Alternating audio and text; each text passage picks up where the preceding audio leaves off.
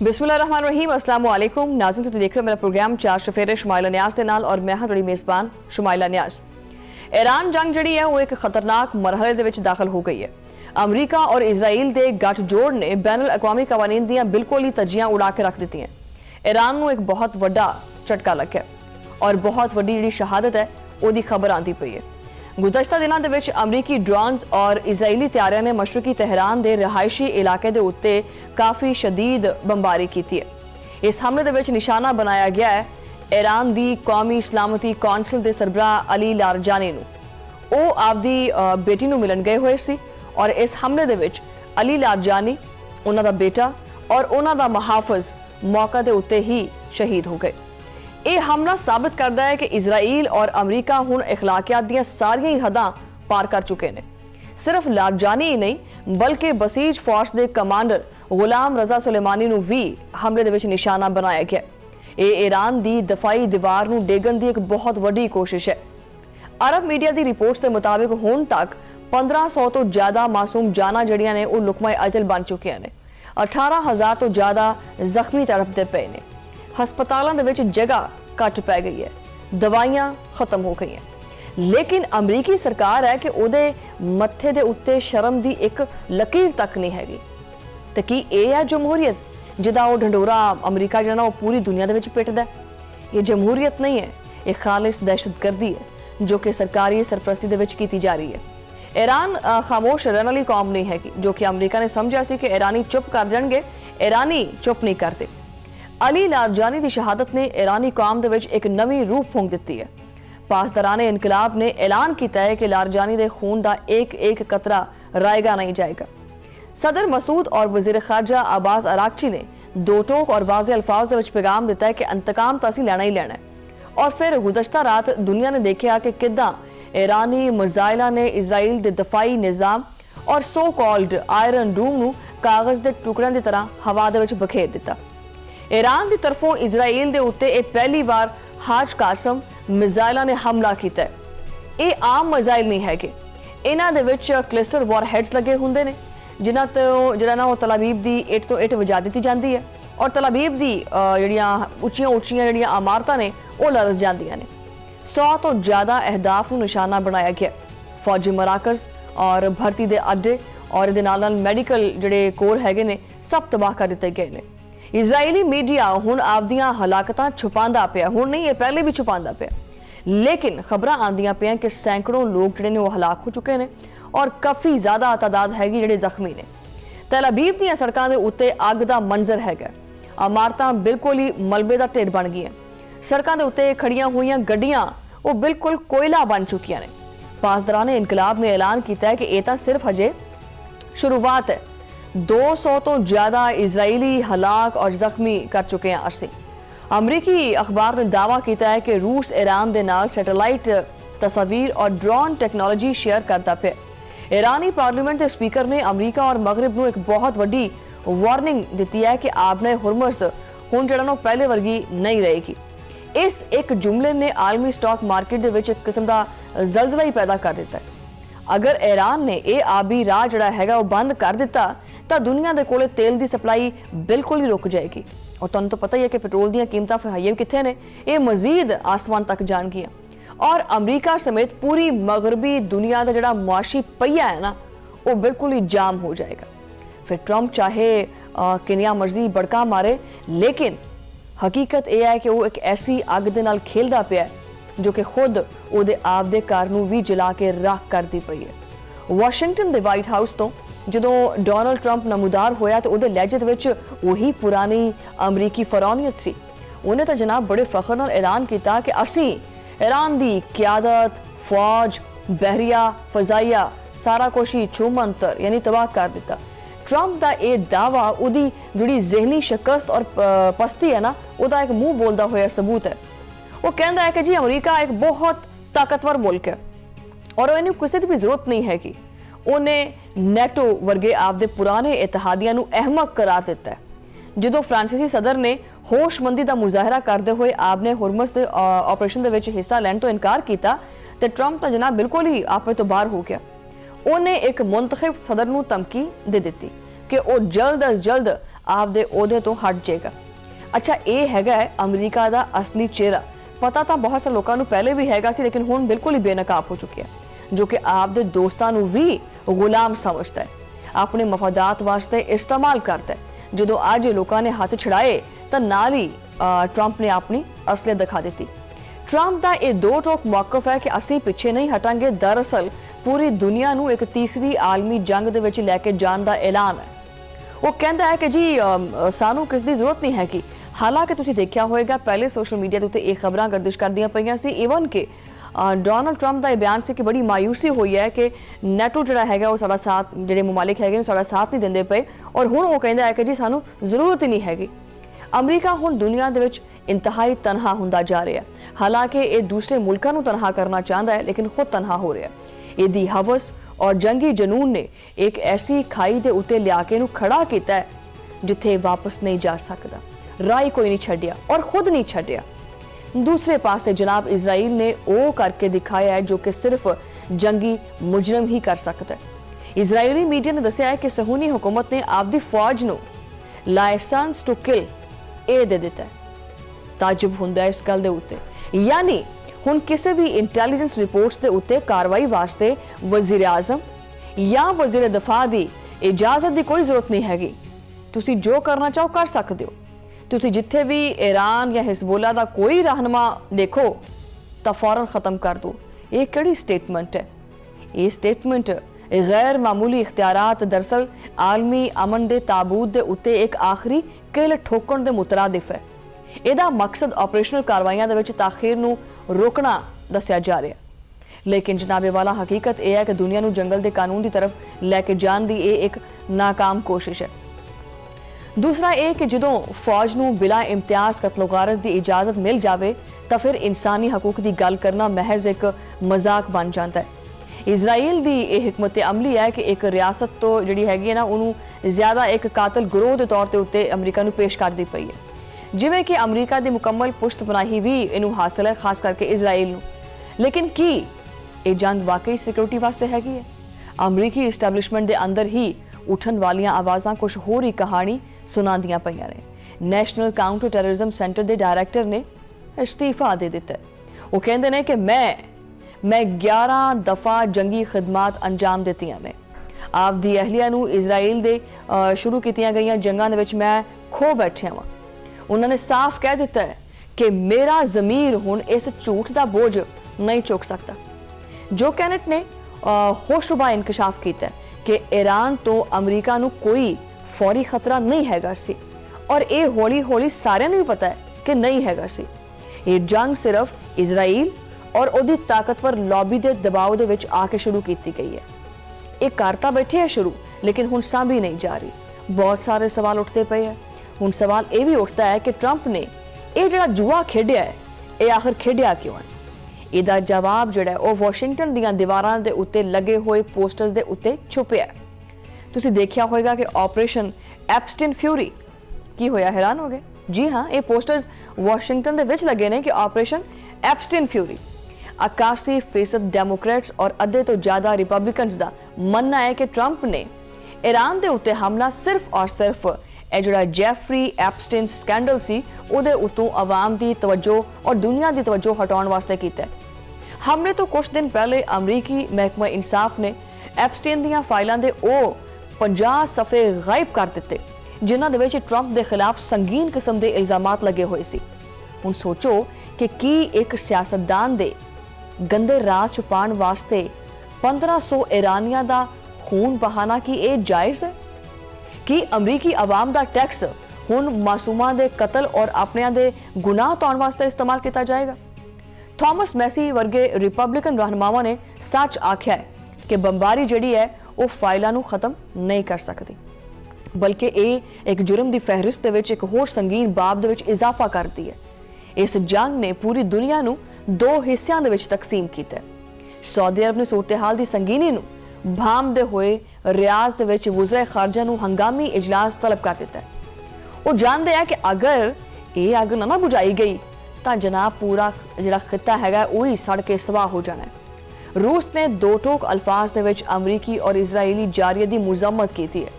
रूसी सफीर एल्बर्ट ने साफ कह दिता है कि सियासी और सफारती हल तो बगैर इस्तेहकाम किसी सूरत मुमकिन नहीं हैगा। इस सारी सूरत हाल दे विच पाकिस्तान का किरदार जिहड़ा है वो सारे नालों वाज़े और नुमाया रहा। वफाकी वज़ीर इतलात अतात आडन ने ना सिर्फ हमलियां की मुजम्मत की है बल्कि ईरान और अमरीका के दरमियान जी एक सालिसी हैगी है उसकी पेशकश भी की है। पाकिस्तान ने हमेशा उम्मत मुस्लिमां दे इत्तेहाद और आलमी अमन वास्ते काम किया, लेकिन की अमरीका और इजराइल जो कि खून दे प्यासे होए बैठे ने ये मुज़ाकरा दी मेज़ दे उत्ते आणगे? देखो पहली गल तो यह है कि अगर इन्होंने गलबात मेज़ दे उत्ते आके करनी ही हुंदी तां ये जिहड़ा बखेड़ा खड़ा किया इन्होंने ये ना करते, या फिर इन्हां दा गरूर जिहड़ा है उन्हां नूं मुकम्मल तौर ते ही तबाही की तरफ लै जाता और जो कि इन्हां नूं मुकम्मल तौर ते तबाही वाल ही लै चुके। हुण सूरत हाल ये देखो कि अंदर खाते अमरीका और इजराइल मिन्नतां करदे पे है कि ईरान कोलों सानू छुड़ा दिओ या ईरान कोलों साडी जान छुड़ा दिओ। दूसरे पासे ईरानी ने कि जो अपने इन्ने लीडर्स जिहड़े खोंदे पे ने उसके बावजूद उन्हां दे जिहड़े हौसले ने वो बुलंद ने और वो पिछे हटन वास्ते तैयार नहीं है। इसी सूरत हाल के उत्ते मजीद गलबात करांगे आपां, लेकिन एक छोटी जी ब्रेक तो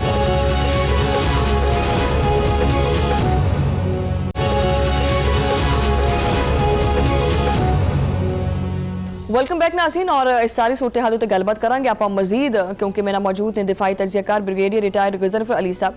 गजनफर साहब, पहला सवाल करना चाहांगी कि अमरीका और इजराइल के हमलों के विच ईरान की कौमी सलामती कौंसल के सरबराह अली लारजानी जिहड़े ने वो शहीद हो गए। अली लारजानी की शहादत ईरान वास्ते एक कितना क वड्डा नुकसान साबित होएगी?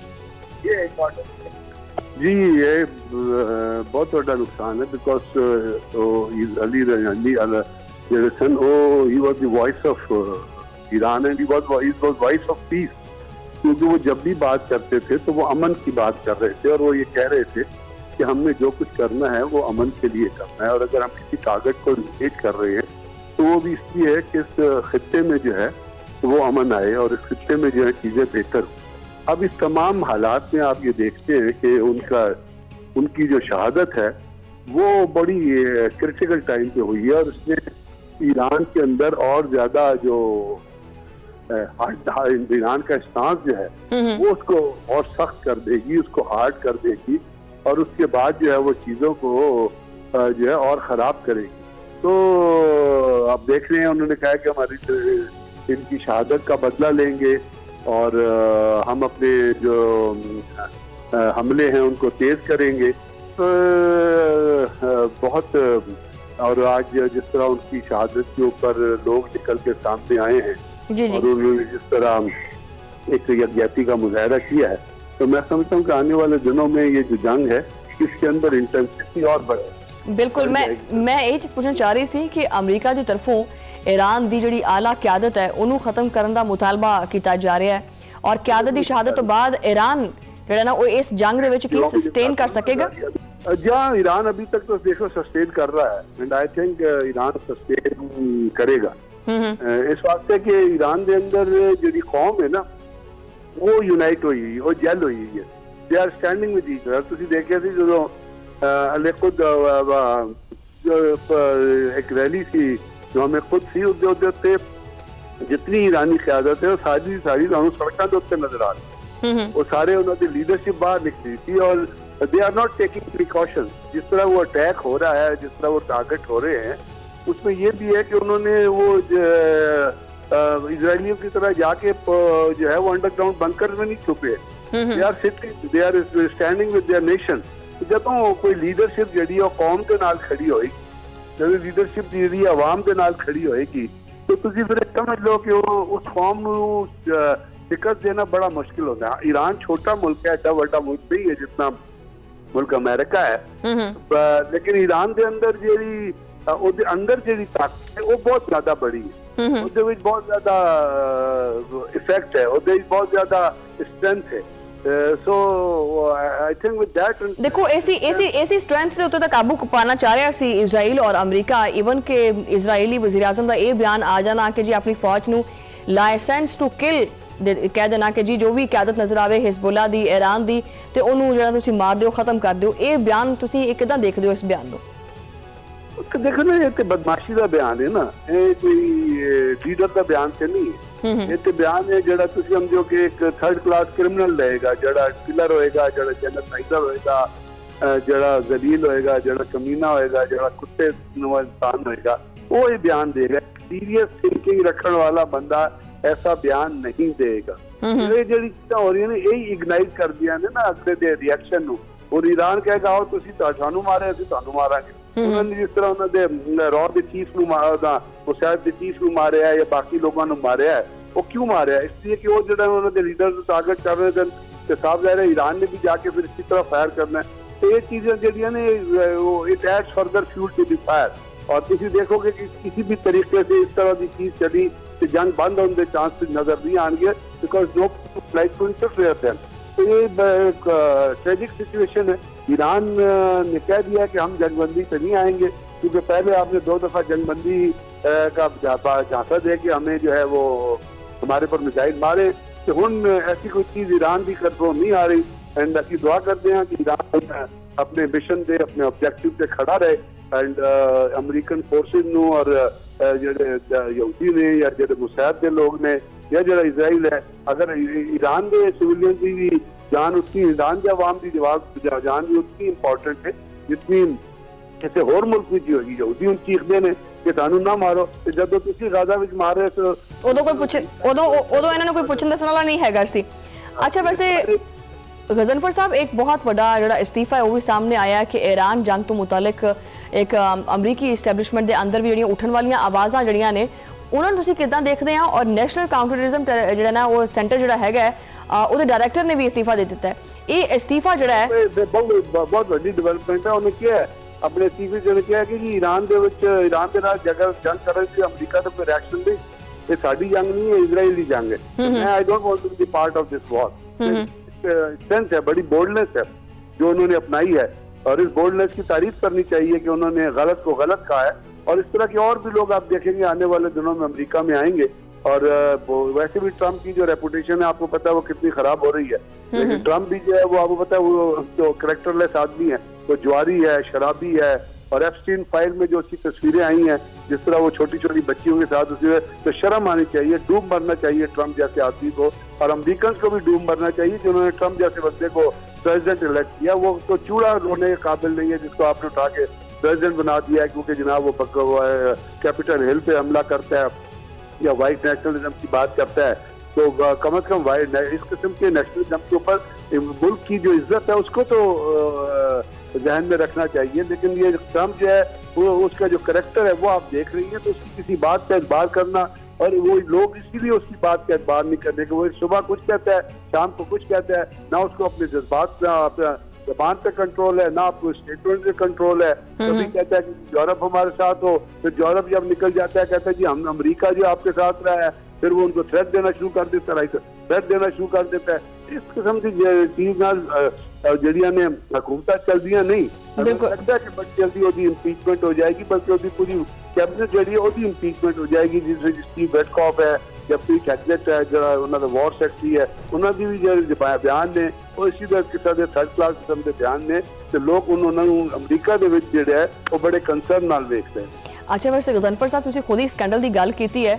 ਅਮਰੀਕਾ ਦੀ ਜਿਹੜੀ ਅਕਸਰ ਉਹ ਸਮਝਦੀ ਹੈ ਕਿ ਟਰੰਪ ਨੇ ਈਰਾਨ ਦੇ ਉੱਤੇ ਹਮਲਾ ਸਿਰਫ ਇਹ ਜਿਹੜਾ ਐਪਸਟੀਨ ਸਕੈਂਡਲ ਹੈਗਾ ਇਹਦੇ ਤੋਂ ਤਵੱਜੋ ਹਟਾਉਣ ਵਾਸਤੇ ਕੀਤਾ ਹੈ। ਇਹ ਜਿਹੜਾ ਮੌਕਫ ਹੈਗਾ ਇਹ ਕਿੰਨਾ ਕੁ ਦੁਰਸਤ ਹੈ? ਤੁਸੀਂ ਇਤਫਾਕ ਕਰਦੇ ਹੋ ਇਸ ਚੀਜ਼ ਤੋਂ?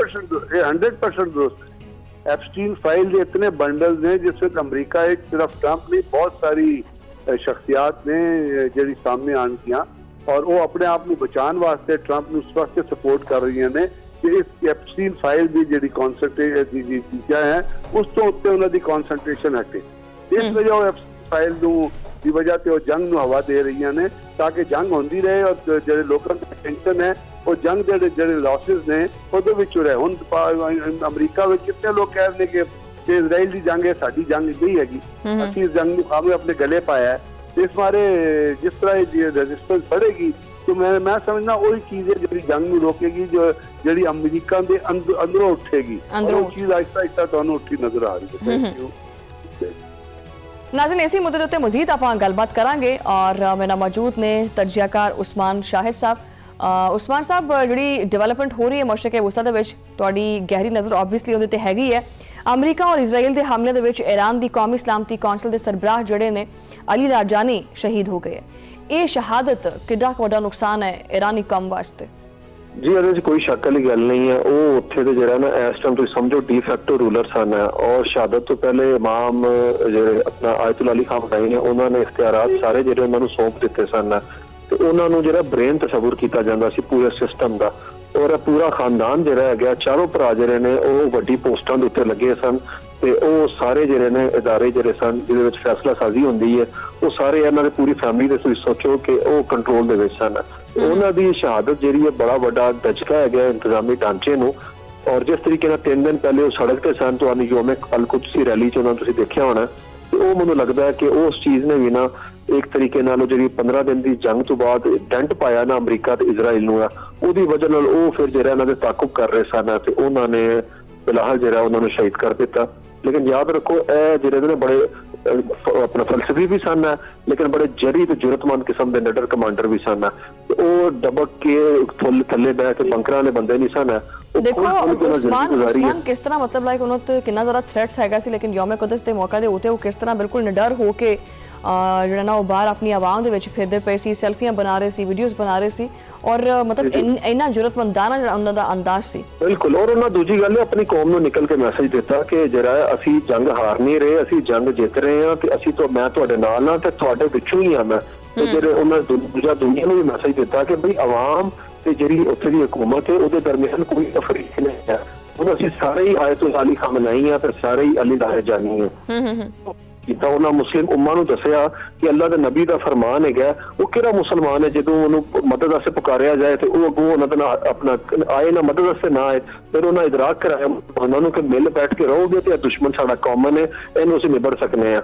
ਮੇਰੇ ਖਿਆਲ ਨਾਲ ਉਹ ਖਤ ਜਿਹੜਾ ਉਹ ਇੱਕ ਤਰ੍ਹਾਂ ਦਾ ਐਸਾ ਡਾਕੂਮੈਂਟ ਹੈ ਜਿਹਨੂੰ ਸੁਨਹਿਰੀ ਹਰੂਫ ਦੇ ਨਾਲ ਲਿਖਣਾ ਚਾਹੀਦਾ ਤੇ OIC ਨੂੰ ਬਾਰ-ਬਾਰ ਪੜ੍ਹਨਾ ਚਾਹੀਦਾ ਕਿ ਉਹ ਐਡਾ ਵੱਡਾ ਬੰਦਾ ਜਿਹੜਾ ਫਲਸਫੀ ਸੀ ਹੈ ਜਿਹਨੇ ਕਿਆਦਤ ਕੀਤੀ ਈਰਾਨ ਦੀ ਹੈ, ਉਹ ਜਾ ਕੇ ਦੁਨੀਆ 'ਚ ਤੁਹਾਨੂੰ ਦੱਸ ਕੇ ਚਲਾ ਗਿਆ ਕਿ ਤੁਹਾਡਾ ਨੰਬਰ ਵੀ ਅਗਲਾ ਹੈ, ਜੇ ਸਾਡੇ ਪਿੱਛੇ ਆਏ ਨੇ ਤਾਂ ਛੱਡਣਾ ਉਹਨਾਂ ਤੁਹਾਨੂੰ ਵੀ ਨਹੀਂ ਹੈ। ਲੇਕਿਨ ਮੈਨੂੰ ਲੱਗਦਾ ਇਸ ਤਰ੍ਹਾਂ ਦੀ ਕਿਆਦਤ ਜਿਹੜੀ ਹੈ ਉਹ ਮਿਡਲ ਈਸਟ ਨੂੰ ਪਾਰਟਿਕੂਲਰਲੀ ਖਲੀਜੀ ਰਿਆਸਤਾਂ ਨੂੰ ਕਦੇ ਮੁਯੱਸਰ ਹੀ ਨਹੀਂ ਆਈ। ਤੇ ਵਕਤੀ ਤੌਰ ਤੇ ਬੜਾ ਸਦਮਾ ਹੈ ਲੇਕਿਨ ਯਾਦ ਰੱਖੋ ਈਰਾਨ ਇੱਕ ਨਾ ਐਸੀ ਹਕੂਮਤ ਹੈ ਜਿਹਦੇ ਵਿੱਚ ਨਾ ਮੈਟਰਸ ਦਾ ਸਿਸਟਮ ਹੈਗਾ। ਮਤਲਬ ਇੱਕ ਅਗਰ ਤੁਸੀਂ ਗਰਦਨ ਉਹਨਾਂ ਦੀ ਜਿਹੜੀ ਹੈ ਅਗਰ ਸ਼ਹੀਦ ਕਰੋਗੇ ਉਤਾਰੋਗੇ ਤਾਂ ਇੱਕ ਹੋਰ ਜਿਹੜਾ ਨਿਕਲ ਆਏਗੀ। ਉਹਨਾਂ ਦਾ ਪੂਰਾ ਸਿਸਟਮ ਜਿਹੜਾ ਨਾ ਉਹ ਐਸੇ ਬੁਨਿਆਦ ਤੇ ਬਿਊਰੋਕ੍ਰੈਟਿਕ ਚੱਲਦਾ। ਦੂਜਾ ਇਹ ਸਾਰੀ ਜਨਰੇਸ਼ਨ ਉਹ ਵੇ ਜਿਹੜੀ ਇਮਾਮ ਖੁਮੈਨੀ ਦੇ ਨਾਲ ਸੀ, ਜਵਾਨ ਸਨ। ਇਸ ਟਾਈਮ ਈਰਾਨ ਦੀ ਸੈਕੰਡ ਜਨਰੇਸ਼ਨ ਜਿਹੜੀ ਹੈ ਉਹ ਇਸ ਕਾਜ਼ ਨੂੰ ਲੈ ਕੇ ਅੱਗੇ ਵਧ ਰਹੀ ਹੈ। ਤਕਰੀਬਨ ਸਾਰੇ ਲੋਕ ਜਿਹੜੇ ਨੇ ਨਾ ਤੁਸੀਂ ਕਹਿ ਲਓ ਜਿਹੜੀ ਪਹਿਲੀ ਜਨਰੇਸ਼ਨ ਸੀ ਉਹ ਸ਼ਹੀਦ ਕੀਤੀ ਜਾ ਰਹੇ ਨੇ, ਆਪਣਾ ਇਜ਼ਰਾਈਲੀ ਤੇ ਅਮਰੀਕਾ ਵੀ। ਅੱਛਾ, ਵੈਸੇ ਉਸਮਾਨ ਜਿਹੜਾ ਇਹ ਹੈਗਾ ਜਿਹੜਾ ਆਇਤੁੱਲਾ ਖਾਮਨਾਈ ਦੀ ਸ਼ਹਾਦਤ ਤੋਂ ਬਾਅਦ ਵੀ ਅਮਰੀਕਾ ਔਰ ਈਰਾਨ ਜਿਹੜਾ ਇਜ਼ਰਾਈਲ ਹੈ ਉਹ ਸਮਝਦੇ ਸੀ ਕਿ ਸ਼ਾਇਦ ਹੁਣ ਈਰਾਨ ਦੇ ਜਿਹੜੇ ਹੌਸਲੇ ਉਹ ਪਸਤ ਹੋ ਗਏ, ਲੇਕਿਨ ਉਹ ਈਰਾਨੀ ਕੌਮ ਜਿਹੜੀ ਉਹ ਪਹਿਲੇ ਤੋਂ ਜ਼ਿਆਦਾ ਮਜ਼ਬੂਤ ਔਰ ਮੁਤਹਿਦ ਹੋ ਗਈ ਔਰ ਉਸ ਤੋਂ ਬਾਅਦ ਹੀ ਸੁਪਰੀਮ ਲੀਡਰ ਦੀ ਸ਼ਹਾਦਤ ਤੋਂ ਬਾਅਦ ਹੀ ਜਿਹੜਾ ਜੋਸ਼ ਔਰ ਵਲਬਲਾ ਅਮਰੀਕਾ ਔਰ ਇਜ਼ਰਾਈਲ ਨੇ ਦੇਖਿਆ ਉਹ ਸ਼ਾਇਦ ਉਹਨਾਂ ਨੇ ਪਹਿਲੇ ਦੇਖਿਆ ਹੋਵੇ। ਜੀ ਬਿਲਕੁਲ, ਇਹਦੇ 'ਚ ਕੋਈ ਸ਼ੱਕ ਵਾਲੀ ਗੱਲ ਨਹੀਂ ਹੈ। ਈਰਾਨੀ ਇਸ ਟਾਈਮ ਜਿਹੜੇ ਨੇ ਹੁਸੈਨੀ ਬਣੇ ਬੈਠੇ ਨੇ ਤੇ ਉਹਨਾਂ ਨੇ ਉੱਥੇ ਅਲਮ ਜਿਹੜਾ ਵੇ ਇਮਾਮ ਰਜ਼ਾ ਦੇ ਰੋਜ਼ੇ ਤੇ ਕਾਲਾ ਲਾ ਕੇ ਤੇ ਸੁਰਖ ਲਾ ਦਿੱਤਾ ਹੈ। ਉਹ ਇਸ ਟਾਈਮ ਹਾਲਤੇ ਜੰਗ ਦੇ ਵਿੱਚ ਕੌਮ ਹੈ। ਔਰ ਯਾਦ ਰੱਖੋ 2 ਮਹੀਨੇ ਪਹਿਲੇ ਉੱਥੇ ਜੋ ਵੀ ਉਹਨਾਂ ਦੇ ਆਪਸ ਵਿੱਚ ਇਖਤਲਾਫ ਸਨ, ਜ਼ਾਤੀ ਹੈ, ਮਹਿੰਗਾਈ ਤੋਂ ਮੁਤੱਲਿਕ ਹੈ, ਉਹ ਪਾਸੇ ਕੁਛ ਤੋਂ ਉਹਨਾਂ ਨੇ ਸੱਟ ਦਿੱਤੇ ਨੇ। ਈਰਾਨੀ ਇਸ ਟਾਈਮ ਸਾਰੇ ਆਪਣੇ ਝੰਡੇ ਨੂੰ ਫੜ ਕੇ ਖੜੇ ਨੇ ਔਰ ਈਰਾਨ ਮੈਨੂੰ ਲੱਗਦਾ ਉਹਨਾਂ ਨੂੰ ਸਮਝਣ ਦੀ ਦੁਸ਼ਮਣ ਨੇ ਬੜੀ ਗਲਤੀ ਕੀਤੀ। ਔਰ ਯਾਦ ਰੱਖੋ ਜਦੋਂ ਈਰਾਨੀਆਂ ਨੂੰ ਆਪਣੀ ਤਾਰੀਖ ਵੀ ਪਤਾ 6000 ਸਾਲ ਦੀ ਤੇ ਅਮਰੀਕਾ ਦਾ ਵੀ ਪਤਾ ਹੈ, ਲੇਕਿਨ ਡੋਨਲਡ ਟਰੰਪ ਨੂੰ ਨਾ ਆਪਣੀ ਤਾਰੀਖ ਪਤਾ ਹੈ ਤੇ ਨਾ ਉਹਨਾਂ ਨੂੰ ਈਰਾਨੀਆਂ ਦੀ ਤਾਰੀਖ ਪਤਾ ਹੈ। ਐਸੇ ਲਈ ਇਸ ਟਾਈਮ ਉਹ ਫਰਸਟ੍ਰੇਸ਼ਨ ਦਾ ਸ਼ਿਕਾਰ ਹੋਏ ਨੇ ਔਰ ਉਹ ਕੌਮ ਨਾਲ ਲੜ ਰਹੇ ਨੇ, ਉਹ ਹਕੂਮਤ ਨਾਲ ਨਹੀਂ ਲੜ ਰਹੇ। ਇਸ ਟਾਈਮ ਉਹ ਮੁਸ਼ਤਬਾ ਹਮਨਾਈ ਦੇ ਨਾਲ ਨਹੀਂ 9 ਕਰੋੜ 20 ਲੱਖ ਬੰਦੇ ਦੇ ਨਾਲ ਲੜਾਈ ਲੜ ਰਹੇ ਨੇ ਔਰ ਹਰ ਬੰਦਾ ਉੱਥੇ ਸੀਸਾ ਪਲਾਈ ਤੇ ਵਾਰ ਰਿਹਾ ਔਰ ਕੋਈ ਜਜ਼ਬਾਤੀ ਗੱਲ ਨਹੀਂ ਹੋ ਰਹੀ। ਇਸ ਟਾਈਮ ਉੱਥੇ 35 ਲੱਖ ਬੰਦਾ ਜਿਹੜਾ ਉਹ ਬੇਘਰ ਰਹੇ ਲੇਕਿਨ ਤੁਹਾਨੂੰ ਦੌੜਦੇ ਨਜ਼ਰ ਨਹੀਂ ਆਉਂਦੇ, ਪੈਨਿਕ ਨਹੀਂ ਨਜ਼ਰ ਆਉਂਦੇ, ਬੰਕਰਾਂ ਦੇ ਵਿੱਚ ਘੁਸ ਕੇ ਉਹ ਚੂਹੇ ਜਿਸ ਤਰ੍ਹਾਂ ਇਜ਼ਰਾਈਲੀ ਬੈਠੇ ਨੇ ਉਹ ਨਜ਼ਰ ਨਹੀਂ ਆਉਂਦੇ ਆ। ਮਤਲਬ ਪੂਰੀ ਕੌਮ ਹੈਗੀ ਹੈ ਸ਼ਾਨਾ ਬਸ਼ਾਨਾ ਤੇ ਸੀਨਾ ਪਸੀਨਾ ਉਹ ਜਿਹੜੇ ਨੇ ਨਾਲ ਖਲੋਤੇ ਨੇ। ਔਰ ਵਜ੍ਹਾ ਕੀ ਹੈ? ਵਜ੍ਹਾ ਹੈਗੀ ਉਹ ਕਾਜ਼ ਹੈ। ਔਰ ਕਾਜ਼ ਕੀ ਹੈ? ਆਪਣੇ ਮੁਲਕ ਦਾ ਅਲਮ ਵੀ ਥਾਮਿਆ ਉਹਨਾਂ ਨੇ ਔਰ ਜਿਹੜਾ ਕਰਬਲਾ ਦਾ ਅਲਮ ਹੈ ਉਹ ਵੀ ਉਹਨਾਂ ਦੇ ਹੱਥ ਦੇ ਵਿੱਚ ਹੈ। ਅਗਰ ਇੱਕ ਸ਼ਹੀਦ ਹੁੰਦਾ ਤਾਂ ਦੂਜਾ ਪਰਚਮ ਫੜ ਲੈਂਦਾ। ਮੈਨੂੰ ਲੱਗਦਾ ਅਮਰੀਕੀ ਇਸ ਚੀਜ਼ ਨੂੰ ਸਮਝਣ ਤੋਂ ਬੜੇ ਹੱਦ ਤੱਕ ਜਿਹੜੇ ਨੇ ਕਾਸਰ ਨਜ਼ਰ ਆਉਂਦੇ ਨੇ। ਔਰ ਇਜ਼ਰਾਈਲੀ ਵੀ ਜਿਹੜੇ ਨੇ ਦੂਰ ਦੂਰ ਤੱਕ 19 ਦਿਨ ਹੋ ਗਏ ਨੇ ਈਰਾਨ ਟਟਿਆ ਨਜ਼ਰ ਆਉਂਦਾ। ਜੰਗ ਨੂੰ ਉਹਨੇ ਮਹਿੰਗਾ ਕਰ ਛੱਡਿਆ ਹਰ ਮੁਲਕ ਦੇ ਘਰ ਹਰ ਘਰ ਦੀ ਜੰਗ ਬਣੀ ਬੈਠੀ ਹੈ ਇਸ ਟਾਈਮ। ਜਿਸ ਤਰ੍ਹਾਂ ਉਹਨਾਂ ਦੇ ਗੱਡੀਆਂ ਦੇ ਫਿਊਲ ਟੈਂਕ ਜਿਹੜੇ ਨੇ ਉਹ ਖਾਲੀ ਹੋ ਰਹੇ ਨੇ ਔਰ ਉਹਨਾਂ ਦੀ ਜੇਬ ਵਿੱਚ ਪੈਸਾ ਜਿਹੜਾ ਉਹ ਹਕੂਮਤ ਖਰੀਦ ਜਿਹੜੀ ਉਹਨਾਂ ਦੀ ਮੁਤਾਸਰ ਹੋ ਰਹੀ ਹੈ ਤੇ ਚੁੱਲ੍ਹਾ ਜਿਹੜਾ ਉਹ ਠੰਡਾ ਹੋ ਰਿਹਾ।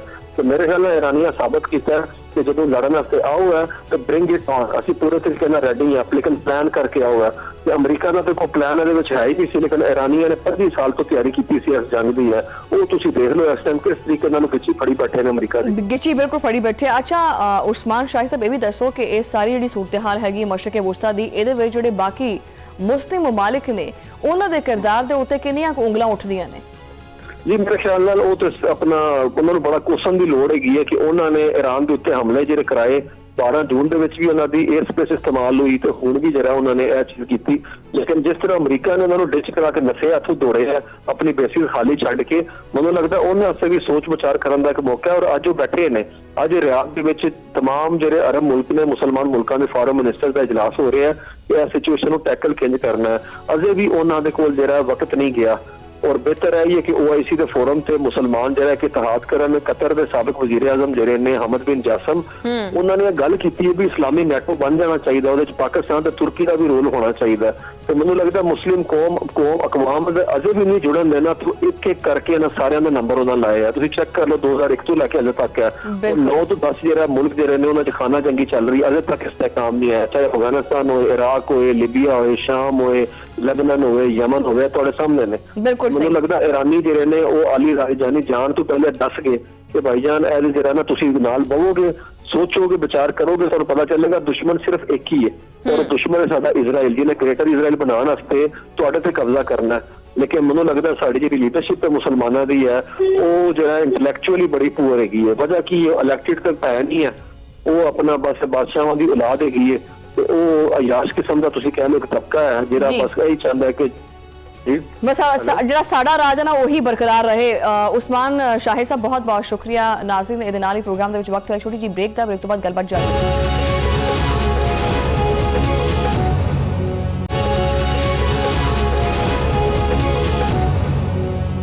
Welcome back Nazreen. ਔਰ ਪ੍ਰੋਗਰਾਮ ਦੇ ਇਸ ਸਿਲਸਿਲੇ ਦੇ ਵਿੱਚ ਦੁਖੀ ਦਿਲ ਦੇ ਨਾਲ ਹੁਣ ਜ਼ਿਕਰ ਕਰਦੇ ਹਾਂ ਆਪਾਂ ਉਸ ਸ਼ਖਸੀਅਤ ਦਾ ਜਿਹਦੀ ਸ਼ਹਾਦਤ ਨੇ ਤਹਿਰਾਨ ਦੇ ਈਵਾਨਾਂ ਤੋਂ ਲੈ ਕੇ ਤੈਲ ਅਬੀਬ ਦੇ ਬੰਕਰਾਂ ਤੱਕ ਇੱਕ ਜ਼ਲਜ਼ਲਾ ਬਰਪਾ ਕਰ ਦਿੱਤਾ ਹੈ। ਅਲੀ ਲਾਰਜਾਨੀ। ਲੋਕੀ ਪੁੱਛਦੇ ਹੈ ਕਿ ਲਾਰਜਾਨੀ ਕੌਣ ਸੀ? ਉਹ ਤਹਿਰਾਨ ਦੀਆਂ ਪਾਲਿਸੀਆਂ ਦਾ ਉਹ ਮਵਾਰ ਸੀ ਜਿਹਦੇ ਇੱਕ ਇਸ਼ਾਰੇ ਦੇ ਉੱਤੇ ਖਿੱਤੇ ਦੀ ਸਿਆਸਤ ਦਾ ਰੁਖ ਬਦਲ ਜਾਂਦਾ ਸੀ। ਉਹਨਾਂ ਨੂੰ ਈਰਾਨ ਦਾ ਇੱਕ ਸਫਾਰਤੀ ਚਿਹਰਾ ਆਖਿਆ ਜਾਂਦਾ ਹੈ, ਲੇਕਿਨ ਉਹ ਸਿਰਫ ਮੇਜ਼ ਦੇ ਉੱਤੇ ਬਹਿ ਕੇ ਗੱਲਬਾਤ ਕਰਨ ਵਾਲਾ ਖਾਲੀ ਸ਼ਖਸ ਨਹੀਂ ਹੈਗਾ ਸੀ। ਤਕਰੀਬਨ ਕੋਈ 67 ਸਾਲ ਦੇ ਅਲੀ ਲਾਰਜਾਨੀ ਫਲਸਫੇ ਦੀਆਂ ਕਿਤਾਬਾਂ ਤੋਂ ਨਿਕਲ ਕੇ ਫੀਲਡ ਕਮਾਂਡ ਦੇ ਜਿਹੜਾ ਰੁਤਬਾ ਹੈਗਾ ਉੱਥੇ ਤੱਕ ਪਹੁੰਚੇ। ਉਹਨਾਂ ਦੀ ਸ਼ਹਾਦਤ ਈਰਾਨ ਵਾਸਤੇ ਮਹਿਜ਼ ਇੱਕ ਨੁਕਸਾਨ ਨਹੀਂ ਬਲਕਿ ਇੱਕ ਐਸਾ ਜ਼ਖਮ ਹੈ ਜਿਹਦੀਆਂ ਟੀਸਾਂ ਜਿਹੜੀਆਂ ਹੈਗੀਆਂ ਉਹ ਬਰਸੋਂ ਤੱਕ ਮਹਿਸੂਸ ਕੀਤੀਆਂ ਜਾਣਗੀਆਂ, ਸਾਲਾਂ ਤੱਕ ਮਹਿਸੂਸ ਕੀਤੀਆਂ ਜਾਣਗੀਆਂ। ਆਇਤੁੱਲਾ ਖਾਮਨਾਈ ਤੋਂ ਬਾਅਦ ਅਲੀ ਲਾਰਜਾਨੀ ਦੀ ਸ਼ਹਾਦਤ ਨੂੰ ਈਰਾਨ ਦਾ ਹੁਣ ਤੱਕ ਦਾ ਸਭ ਤੋਂ ਵੱਡਾ ਔਰ ਹੌਲਨਾਕ ਜਾਨੀ ਨੁਕਸਾਨ ਕਰਾ ਦਿੱਤਾ ਜਾ ਰਿਹਾ। ਪਹਿਲੇ ਤਾਂ ਇਹ ਖਬਰਾਂ ਬਹੁਤ ਛੁਪਾਈਆਂ ਗਈਆਂ ਲੇਕਿਨ ਹੁਣ ਬਕਾਇਦਾ ਤਸਦੀਕ ਹੋ ਗਈ, ਯਾਨੀ ਈਰਾਨ ਹੁਣ ਇੱਕ ਬਹੁਤ ਵੱਡੇ ਦਿਮਾਗ ਤੋਂ ਮਹਿਰੂਮ ਹੋ ਗਿਆ। ਅਲੀ ਲਾਰਜਾਨੀ ਮਹਿਜ਼ ਇੱਕ ਸਿਆਸਤਦਾਨ ਨਹੀਂ ਸੀ, ਉਹ ਈਰਾਨ ਦੇ ਡਿਫੈਕਟੋ ਲੀਡਰ ਬਣ ਚੁੱਕੇ ਸੀ। ਫਰਵਰੀ ਦੇ ਮਹੀਨੇ ਦੇ ਵਿੱਚ ਜਦੋਂ ਸੁਪਰੀਮ ਲੀਡਰ ਆਇਤੁੱਲਾ ਅਲੀ ਖਾਮਨਾਈ ਰੁਖਸਤ ਹੋਏ ਤਾਂ ਪੂਰੀ ਕੌਮ ਦੀਆਂ ਨਜ਼ਰਾਂ ਜਿਹੜੀਆਂ ਉਹ ਅਲੀ ਲਾਰਜਾਨੀ ਦੇ ਉੱਤੇ ਸੀ। ਉਹ ਕੌਮੀ ਸਲਾਮਤੀ ਕੌਂਸਲ ਦੇ ਸੈਕਟਰੀ ਸੀ। ਉਹ ਜੰਗੀ ਹਾਲਾਤ ਦੇ ਵਿੱਚ ਮੁਲਕ ਨੂੰ ਸੰਭਾਲਣ ਵਾਲੇ ਇੱਕ ਮਰਕਜ਼ੀ ਕਿਰਦਾਰ ਸੀ। 3 ਜੂਨ 1958 ਨੂੰ ਇਰਾਕ ਦੇ ਸ਼ਹਿਰ ਨਜਫ ਦੀ ਸਰਜ਼ਮੀਨ ਦੇ ਉੱਤੇ ਪੈਦਾ ਹੋਣ ਵਾਲਾ ਇਹ ਬੱਚਾ ਇੱਕ ਦਿਨ ਈਰਾਨ ਦੀ ਤਕਦੀਰ ਲਿਖੇਗਾ। ਇਹ ਕਿਸੇ ਨੇ ਨਹੀਂ ਸੋਚਿਆ ਸੀ। ਲਾਰਜਾਨੀ ਦਾ ਤਾਲੁਕ ਇੱਕ ਇੰਤਹਾਈ ਬਾਅਸਰ ਮਜ਼ਹਬੀ ਔਰ ਸਿਆਸੀ ਖਾਨਦਾਨ ਨਾਲ ਹੈਗਾ ਸੀ। ਉਹਨਾਂ ਦੇ ਵਾਲਿਦ ਇੱਕ ਮੁਮਤਾਜ਼ ਆਲਮ ਦੀਨ ਸੀ ਔਰ ਉਹਨਾਂ ਦੇ ਭਾਈਆਂ ਨੇ ਵੀ ਮੁਲਕ ਦੇ ਆਲਾ ਇਦਾਰਿਆਂ ਦੇ ਵਿੱਚ ਆਪਣੀ ਇੱਕ ਧਾਕ ਬਿਠਾ ਰੱਖੀ ਸੀ। ਲੇਕਿਨ ਅਲੀ ਲਾਰਜਾਨੀ ਨੂੰ ਆਪਦੀ ਇੱਕ ਅਲੱਗ ਹੀ ਪਹਿਚਾਨ ਬਣਾਉਣੀ ਸੀ। ਉਹਨਾਂ ਨੇ ਸਿਰਫ ਸਿਆਸਤ ਦੇ ਮੈਦਾਨ ਦੇ ਵਿੱਚ ਕੂੜੇ ਨਹੀਂ ਦੁੜਾਏ ਬਲਕਿ ਇਲਮ ਦੇ ਸਮੁੰਦਰ ਦੇ ਵਿੱਚ ਵੀ ਗੋਤੇ ਲਾਏ। ਇਹਦੇ ਨਾਲ ਨਾਲ ਐਮਾਨੁਅਲ ਕਾਂਟ ਵਰਗੇ ਪੇਚੀਦਾ ਮਗਰਬੀ ਫਲਸਫੀ ਦੇ ਉੱਤੇ ਉਹਨਾਂ ਦੀ ਤਹਿਕੀਕ ਔਰ ਫਲਸਫੇ ਦੇ ਵਿੱਚ PhD ਦੀ ਡਿਗਰੀ ਉਹਨਾਂ ਦੇ ਇਲਮੀ ਕਦਕਾਠ ਦੀ ਗਵਾਹੀ ਦਿੰਦੀ ਹੈ। ਉਹ ਇੱਕ ਫਲਸਫੀ ਸੀ ਔਰ ਲੇਕਿਨ ਹਾਲਾਤ ਦੇ ਨਾਲ ਉਹਨਾਂ ਦਾ ਇੱਕ ਸਖਤਗੀਰ ਫੀਲਡ ਕਮਾਂਡਰ ਬਣਾ ਦਿੱਤਾ ਸੀ। ਲੇਕਿਨ ਇਨਕਲਾਬ ਜਿਹੜਾ ਈਰਾਨ ਦਾ ਹੈਗਾ ਉਸ ਤੋਂ ਬਾਅਦ ਜਿਹੜੇ ਸਿਤਾਰੇ ਇਨਕਲਾਬ ਤੋਂ ਬਾਅਦ ਉਭਰੇ ਈਰਾਨ ਦੇ ਵਿੱਚ, ਉਹਨਾਂ ਦੇ ਵਿੱਚ ਲਾਰਜਾਨੀ ਸਭ ਤੋਂ ਜ਼ਿਆਦਾ ਰੌਸ਼ਨ ਔਰ ਨੁਮਾਇਆਂ ਸੀ। ਉਹ ਸਿਕਿਉਰਿਟੀ ਪਾਲਿਸੀ ਦੇ ਅਸਲ ਮੁਮਾਰ ਔਰ ਖਾਮਨਾਈ ਦੇ ਸਭ ਤੋਂ ਜ਼ਿਆਦਾ ਕਾਬਲੇ ਇਤਮਾਦ ਮੁਸ਼ੀਰ ਸੀ। ਈਰਾਨ ਔਰ ਇਰਾਕ ਦੀ ਤਵੀਲ ਜੰਗ ਦੇ ਵਿੱਚ ਉਹ ਇੱਕ ਕਮਾਂਡਰ ਦੇ ਤੌਰ ਦੇ ਉੱਤੇ ਉਭਰੇ। ਸਿਆਸਤ ਦੀ ਬਸਾਤ ਦੇ ਉੱਤੇ ਉਹ ਕਈ ਵਾਰੀ ਸਦਾਰਤੀ ਉਮੀਦਵਾਰ ਵੀ ਬਣੇ।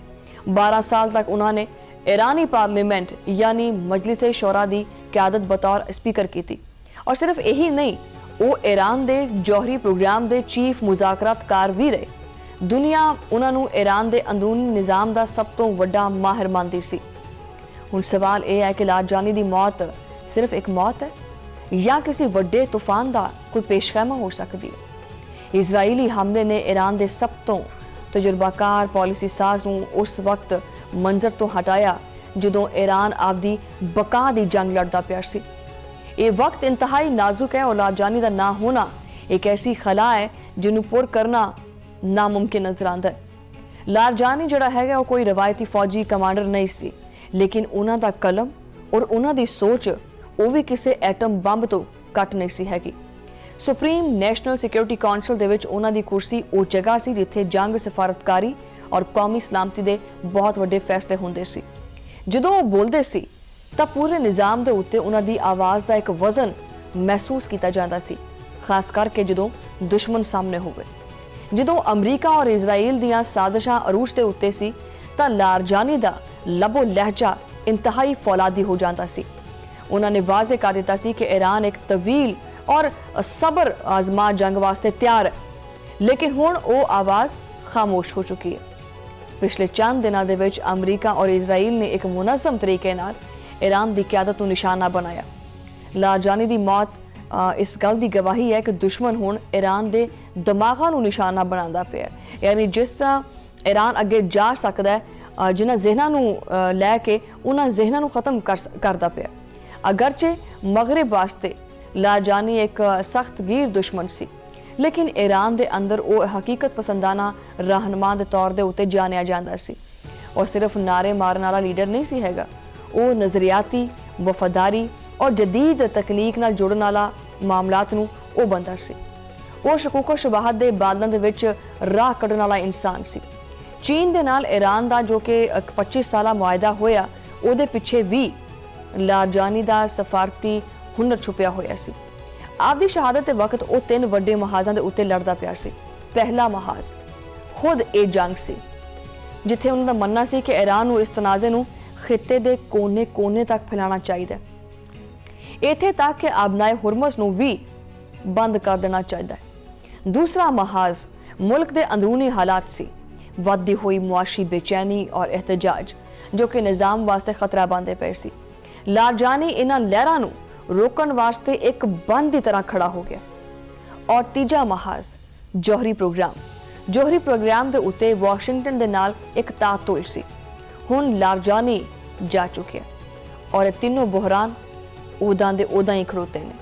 हुण ये बोझ जिहड़ा है वो किस ऐसे जानशीन के कंधियां दे उत्ते आएगा जिहदा नाम हजे तक किसी नूं मालूम नहीं हैगा। ईरान दीयां फिजावां दे विच दुश्मन दे त्यारे मंडलांदे पए ने और क्यादत एक एक करके खत्म होंदी पई है। इस सूरत हाल दे विच ईरान की ताकत का तवाजुन हुण तेजी दे नाल फौज की तरफ जाता पिया। सदर मसूद दे इशारे दसते पे कि अगर सियासी क्यादत इसी तरह निशाना बनती रही तो मुसल्ह अफवाज को मुकम्मल इख्तियार दे दिता जाएगा। इसका मतलब है कि फैसले होण जिहड़े ने वो तेजी दे नाल होणगे, लेकिन की इन्हां दे विच हम आहंगी होएगी जो कि लारजानी की मौजूदगी दे विच हैगी सी। एक बहुत वड्डा सवालिया निशान है। क्यादत के बहरान के आसार जिहड़े ने वो काफ़ी हद तक वाजे हो चुके। नए सुप्रीम लीडर मुश्तबा खामनाई नूं मंजरे आम तो जिहड़ा वो दूर रखा जा रहा है। पिछले दिनों बहुत सारे शकूक शुबात दसे जा रहे थे कि शायद मुश्तबा खामनाई जिहड़े ने वो भी इस दुनिया तो रुखसत हो गया, लेकिन ये खबरां गलत साबित हुई। वो जख्मी सी, लेकिन फिर भी वो मंजरे आम ते नहीं आ रहे, उन्होंने दूर रखा जा रहा है।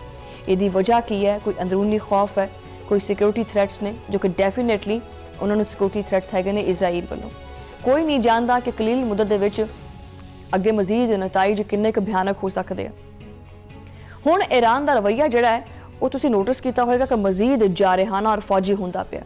ईरानी फौज के सरबराह ने पहले ही फैसलाकुन बदले की धमकी दे दी है, लेकिन हकीकत यह है कि अगर ईरान इसी तरह आपदे हीरोज़ नूं खोंदा रहा तो फिर 9 करोड़ की आबादी वाले इस मुल्क का निज़ाम किदां चलेगा।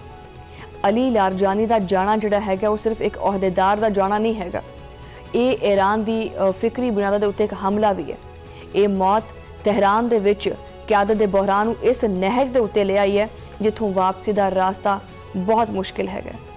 ये शहादत जंग का रुख जिहड़ा ना वो तब्दील करती पई है और रियासत के इस्तेहकाम नूं भी दाव दे उत्ते लांदी पई है।